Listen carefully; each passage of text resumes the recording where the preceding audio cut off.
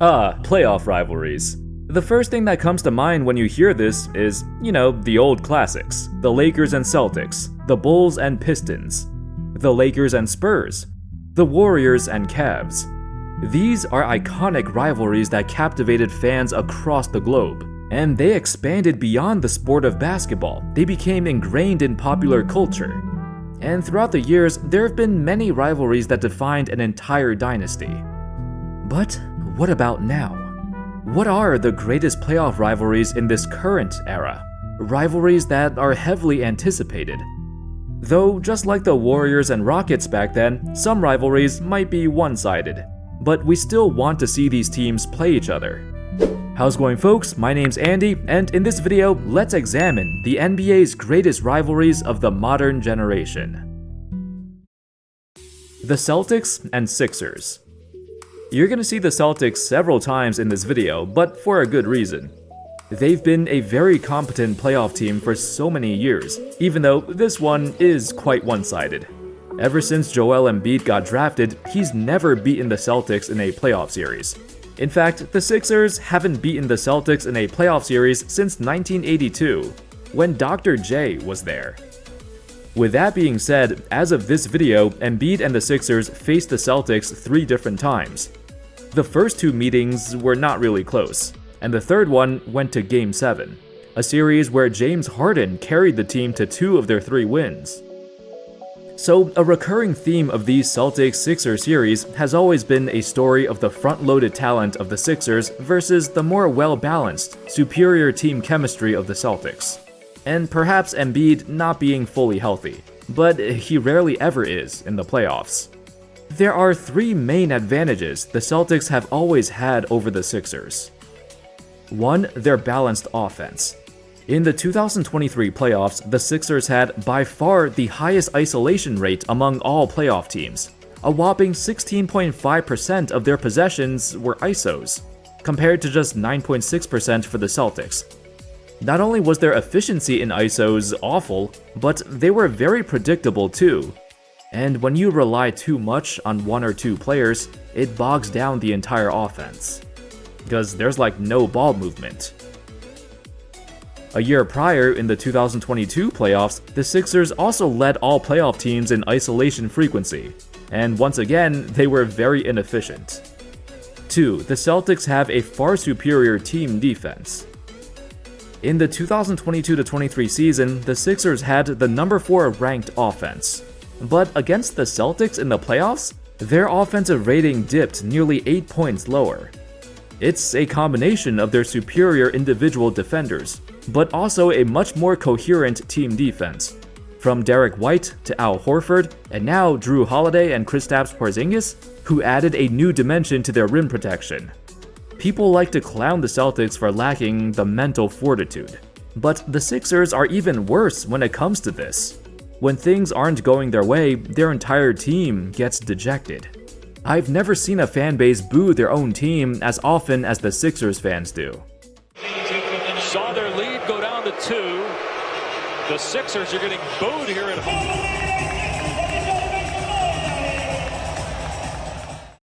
And 3, the Celtics are just straight up more talented from top to bottom. They're so deep in talent. There's a reason they've had prolonged success, from better management to better draft picks. They've always had the upper hand over the Sixers, and this most likely won't change, at least not during this era. The Mavs and Clippers.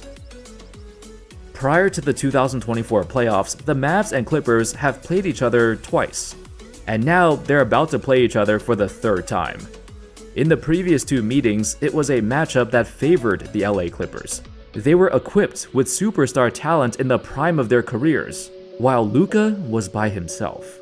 I'd like to compare this to Michael Jordan's first couple appearances in the playoffs.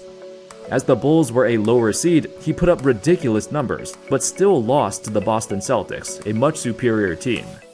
Luka was just 20 and 21 years old when he faced the Clippers in back-to-back playoff series, and he still managed to push them to 6 and 7 games while having one of the greatest series I've ever seen. At his age, that's unfathomable. In the 2021 playoffs in particular, the Mavs even managed to steal the first 2 games on the Clippers' home court. before fumbling the series. Still, Luka averaged a tremendous 36 points a game, 8 rebounds, 10 assists.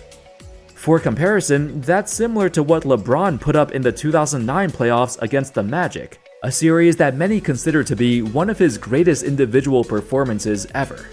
And Luka, at the age of 21, basically matched his numbers. Unfortunately for the Mavs, they ran into Kawhi. Through the years, he missed a lot of playoff time as a Clipper, but for these series against the Mavs, he was completely healthy at the peak of his prime. Leonard gets the entry pass and scores. Leonard jump shot, hand in his face, he drills it back to back. Jackson picks it up, the Clippers win it. Leonard connects on a three. Jackson, not that time, Leonard. And the Clippers on this 12-2 run. Kawhi matched Luka nearly point for point, and most importantly, the rest of the Clippers roster was far, far better than anything the Mavs could muster up. Fast forward to the 2024 playoffs. At the time of this video, they have yet to begin, but the Mavs and Clippers will play each other once again. This time, however, the field is a bit more even. As the Clippers spent several years dealing with untimely injuries, they've been the biggest question mark in the entire NBA. Can a fully healthy Clippers team compete with the best of the best? Of course, but very rarely are they fully healthy. Towards the end of the season, Kawhi's knee problems flared back up, as a dark cloud looms over their postseason once again. On the other hand, this is the best Mavs team since they drafted Luka. For years, there was always something missing. They were missing either a good big man or a secondary playmaker. There was always something holding this team back, and for years they struggled to build around their superstar. Here's a nifty stat. Since Gafford became a full-time starter, the Mavs ranked number 1 in offensive and defensive rating in the latter half of the season. They're entering the playoffs as the hottest team in the league, while the Clippers are the exact opposite. After a blistering start, which saw them compete near the top of the West, they've fallen off drastically. For Luka, the Clippers have been a thorn on his side. They are the obstacle that he needs to get past.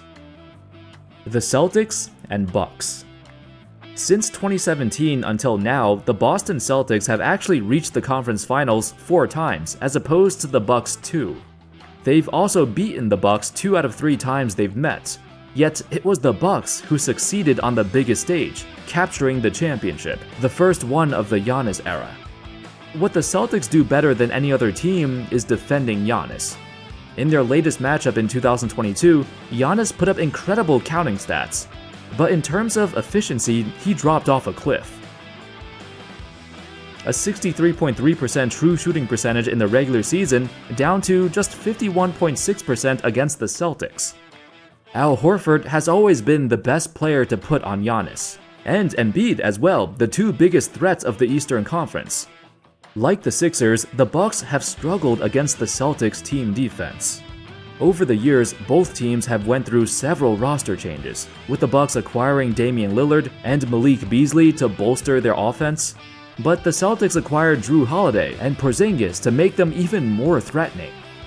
In terms of playstyle, the Bucks used to be a suffocating defensive team with an inconsistent offense on the back of Giannis. Now, their defense fell off, but their offense kept them afloat during times of misfortune.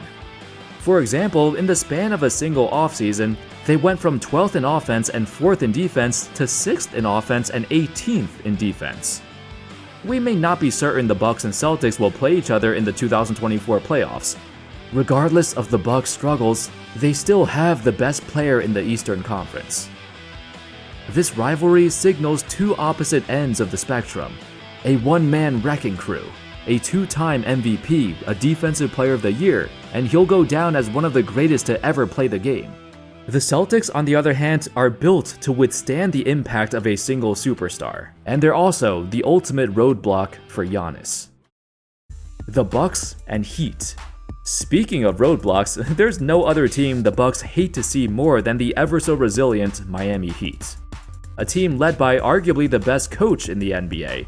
A team that's been accused of coasting in the regular season, because they simply don't care until the playoffs begin. And when the playoffs do begin, the Heat turn it up to a level that few other teams could reach. In 3 matchups during Giannis's career, the Bucks have lost 2 of the 3. The biggest upset happened in the 2020 bubble playoffs. Coming off back-to-back MVPs and winning the Defensive Player of the Year, this was supposed to be Giannis's year to win the title. The Bucks were destined to reach the finals and face LeBron and the Lakers. This was the matchup we all hoped for, but never got. Their plans took a different turn. The Miami Heat, a team that recently acquired Jimmy Butler, flew under the radar and dismantled the Bucks. It wasn't even close. A few years later, they did it again, both times as an underdog, en route to the NBA Finals. Granted, Giannis struggled with injuries in both series they lost, but even when playing, the Heat held him to substantially worse numbers than usual. Like the Celtics, the Heat are equipped with players capable of slowing him down, in particular Bam Adebayo. In their career head-to-head matchups, Giannis averages only 21 points a game against him, significantly lower than his averages since 2018. Then there's Jimmy Buckets. Besides that one series where they got swept by Milwaukee, in the 2 series they won, he went off. It's a well-known fact that Jimmy Butler is substantially better in the playoffs, and the numbers back it up. I'm not sure how much longer this rivalry will last, as the Heat's best player is on a limited time frame. Still, they've been an obstacle that the Bucks have struggled to overcome. The Nuggets and Lakers. While this may not be a typical rivalry, the Nuggets and Lakers represent 2 distinct eras. The era of the current most dominant player in the NBA, Nikola Jokic, going up against the former best player of the previous generation, LeBron James, at nearly 40 years of age. It signifies a changing of the NBA landscape, as the former legend desperately tries to hold on to his last few seasons, while the Nuggets became the team to beat. You could see this in their 2 playoff matchups. When the Nuggets were still a young, upcoming team with a bright future ahead and a roster that's not yet capable of competing with the very best, the playoff-tested Lakers got the best of them. They had no answer for LeBron, no answer for Davis. Heck, Jokic was struggling to score against an old Dwight Howard. He also wasn't the MVP he ultimately became. Fast forward to the 2023 playoffs and the roles got reversed. It was the Lakers who had no answer for Jokic, now a full-fledged MVP at the peak of his prime. Before their run to the championship, there were a decent amount of critics of Jokic. People didn't believe the Nuggets had what it took. They didn't believe they had the answer for LeBron or AD. But what they should have been talking about was how the Lakers had no answer for the Nuggets offense. As LeBron's twilight years fade away, this rivalry won't last for much longer, but that's how it should be. As one Titan fell, another rose to the top. The Celtics and Heat. When you think of playoff rivalries of this era, I can't think of anything else that fits this better than the Celtics and Heat. It's a classic case of an underdog fighting and scrapping against a team that most would agree has way more talent. Despite that, the Heat have beaten them in 2020 and 2023, and lost in 2022, even though they had a very good chance of winning that one too. While the Celtics, by all metrics, offensive, defensive rating, shot quality, open looks, better shooters, better athletes, they've always had the better team on paper, but the Heat are much more mentally strong. Unlike many Eastern Conference teams, they don't fall apart very often. Compared to the other contenders of this conference, the Sixers, Bucks, Celtics, the Heat have done more with less. This was quite apparent in their 2023 matchup. The Celtics almost made history, becoming the first team to come back and win the series from down 3-0. The thing is, they should have never been down 3-0 in the first place.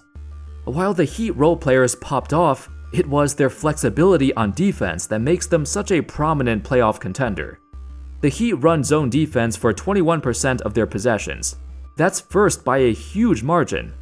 Unlike other teams who shy away from running zone defense, the Heat have the personnel to do so, with their long athletic bodies, quick feet, and most importantly, communication. Their defense was built upon the foundation established by Erik Spoelstra for the past 2 decades. Every player who comes to Miami, if they have the work ethic and drive to succeed, they can find a role in their system and culture. That's been their motto for a long time, and that's why this rivalry is so captivating to watch. I'm excited to see another series between these two teams. Anyway, those were some of the greatest rivalries of this current generation. One funny thing I've realized is that Giannis and Embiid, despite being in the same conference their entire careers, have never played against each other in the playoffs yet. That's something I want to see. Which teams are you most excited to see? Thank you all so much for watching. I hope you all enjoyed the video. And of course, as always, I'll see you next time. Peace.